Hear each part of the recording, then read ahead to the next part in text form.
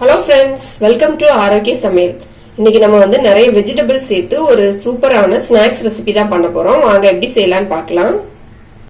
Stove on பண்ணிட்டு ஒரு pan வச்சுக்கலாம். இதுல வந்து ஒரு 2 ஸ்பூன் அளவுக்கு ஆயில் எடுத்திருக்கேன். இதை நம்ம இதுல ஊத்திக்கலாம். ஆயில் வந்து சூடானதும் ஒரு பெரிய வெங்காயம் வந்து நீளமா கட் பண்ணி வச்சிருக்கேன். அதை வந்து நம்ம இதுல போட்டுக்கலாம்.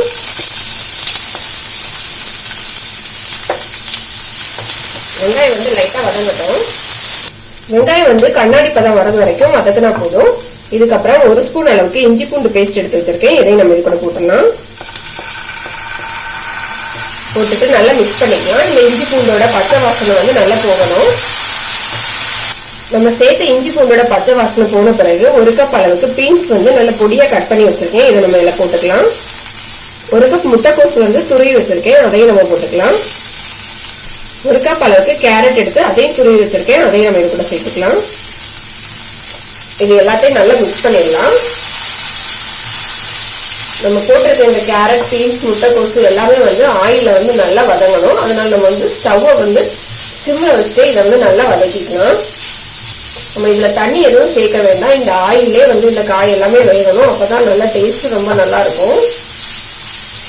நல்லா மிக்ஸ் பண்ணிட்டு ஒரு 5 நிமிஷம் நம்ம வந்து க்ளோஸ் பண்ணி வச்சிடலாம். இப்ப நம்ம வந்து ஓபன் பண்ணி பாத்திரலாம். நம்ம போட்ட காய்கறி எல்லாம் நல்லா வதங்கிடுச்சான்னு செக் பண்ணிடலாம். இப்போ பாத்தீங்கன்னா காய் எல்லாமே நல்லா வெந்துடுச்சு. இதுல வந்து ஒரு 1.5 ஸ்பூன் அளவுக்கு சில்லி பிளேக்ஸ் எடுத்திருக்கேன். இதை வந்து நம்ம இது கூட போட்டுக்கலாம். 1 ஸ்பூன் அளவுக்கு பெப்பர் தூள் எடுத்திருக்கேன். அதையும் நம்ம போட்டுக்கலாம். நான் காரத்துக்கு வேண்டி இந்த 2 தான் சேர்த்திருக்கேன். வேற எந்த பொடியும் சேர்க்க போறதில்ல. அதனால எந்த அளவுக்கு காரம் தேவையோ அந்த அளவுக்கு சேர்த்துக்கங்க. மசாலா போட்டு நல்லா மிக்ஸ் பண்ண பிறகு நம்ம வந்து உப்பு சேர்த்துக்கலாம். தேவையான உப்பு போட்டுக்கலாம். இதுல உப்பு போட்டுட்டு நல்லா மிக்ஸ் பண்ணிடலாம். உப்பு சேர்த்துட்டு நல்லா மிக்ஸ் பண்ணிட்டு இப்ப இதுல வந்து 2 ஸ்பூன் அளவுக்கு டொமேட்டோ சாஸ் எடுத்து வச்சிருக்கேன். இதை வந்து நம்ம இதுல ஊத்திக்கலாம்.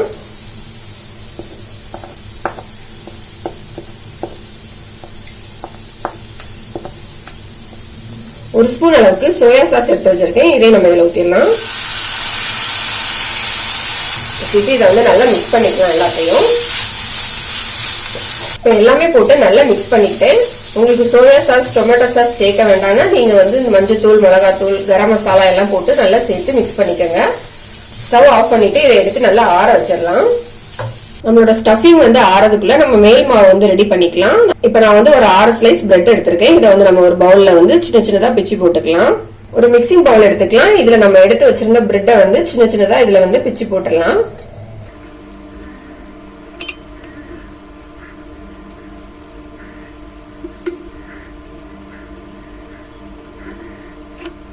நான் வந்து எல்லா பிரெட்டையுமே இப்ப வந்து சின்னதா பிச்சு எடுத்துக்கிட்டேன். 1/2 கப் அளவுக்கு காய்ச்சின பால் எடுத்திருக்கேன். இது வந்து லைட் சூடா இருக்கு. இதை வந்து நம்ம இதுல ஊத்தி நல்லா மிக்ஸ் பண்ணிக்கலாம். கொஞ்சமா ஊத்தி மிக்ஸ் பண்ணிக்கலாம். இந்த பிரெட் வந்து நமக்கு வந்து மாவு பதத்துல வேணும். அதனால நம்ம பால் சேர்த்து நல்லா மிக்ஸ் பண்ணிக்கலாம். இதை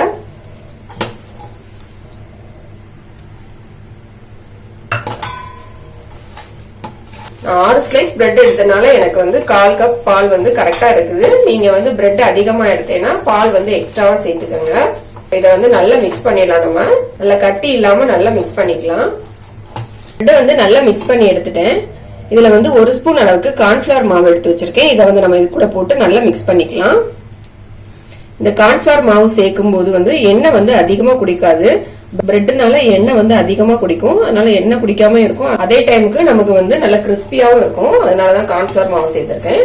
இப்ப எல்லாத்தையும் நல்லா மிக்ஸ் பண்ணிடலாம். இப்ப மாவும் சேர்த்து நல்லா மிக்ஸ் பண்ணிட்டேன். நமக்கு வந்து மேல் மாவும் ரெடி ஆயிடுச்சு. நம்மளோட ஸ்டஃபிங்கும் ஆறிடுச்சு. நம்ம வந்து இப்ப ஸ்நாக்ஸ் பண்ண ஆரம்பிச்சிடலாம்.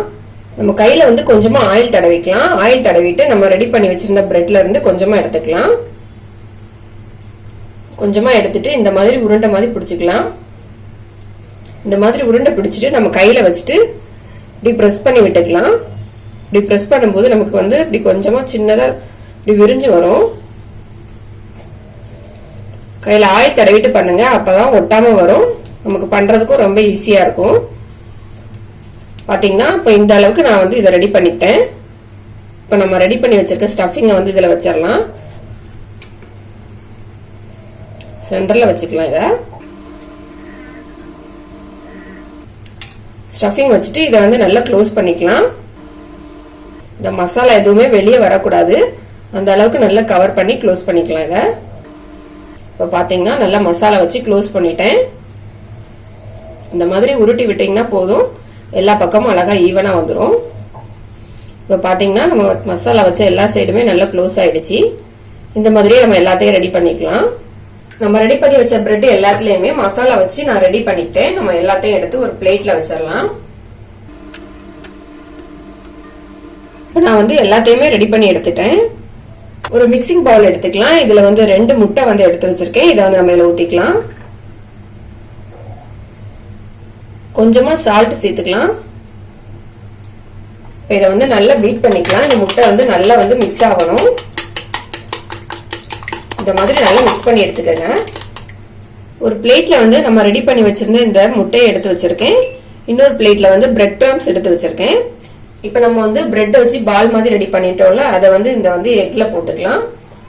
போட்டுட்டு இந்த எக் வந்து எல்லா இடமும் இதுல கவர் பண்ணபடி நம்ம மேல எடுத்து இதை அப்படி ஊத்திக்கலாம். இதுல இருந்து எடுத்துட்டு நம்ம வந்து இப்ப பிரெட் கிரம்ஸ்ல போட்டுடலாம். இப்ப பிரெட் கிரம்ஸ் வந்து எல்லா பக்கமும் நல்லா கவர் ஆகணும், அதனால வந்து இதை வந்து நல்லா கவர் பண்ணி எடுத்துக்கோங்க. இந்த மாதிரி ரோல் பண்ணாலே போதும், பிரெட் கிரம்ஸ் வந்து எல்லாமே இதுல வந்து ஒட்டிக்கும். இப்ப பாத்தீங்கன்னா பிரெட் கிரம்ஸ் வந்து மேல எல்லா இடமும் நல்லா கவர் ஆயிடுச்சு பாருங்க. நம்ம இதே மாதிரி எல்லாத்தையும் ரெடி பண்ணி எடுத்துடலாம்.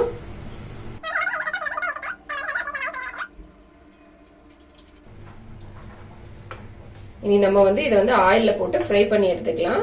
ஸ்டவ் ஆன் பண்ணிட்டு ஒரு கடாயில வந்து எண்ணெய் ஊத்தி வச்சிருக்கேன். இது வந்து நல்லா சூடாயிடுச்சு. எண்ணெய் வந்து நம்ம ஹை ஃபிளேம்ல வச்சு நல்லா சூடு பண்ணிக்கலாம். அப்புறம் வந்து இதை வந்து நல்லா மீடியமா கம்மி பண்ணி வச்சுக்கலாம். ஏன்னா பிரெட்னால நமக்கு வந்து கலர் சீக்கிரமா சேஞ்ச் ஆயிடும். அதனால மீடியமான ஃபிளேம்ல வச்சுட்டு நம்ம வந்து இதை வந்து ஆயில்ல போட்டுடலாம். இப்ப நம்ம ரெடி பண்ணி வச்சிருந்ததை ஒன்னொன்னா எடுத்து ஆயில்ல போட்டுக்கலாம்.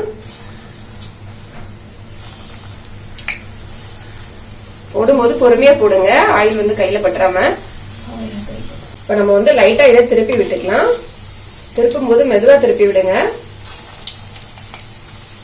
பாத்தீங்கன்னா ஒரு பக்கம் பாத்தீங்கன்னா நமக்கு வந்து நல்ல கலர் சேஞ்ச் ஆயிடுச்சு பாருங்க. நம்ம இன்னொரு சைடும் இதே மாதிரி திருப்பி விட்டு நல்லா ஃப்ரை பண்ணிக்கலாம்.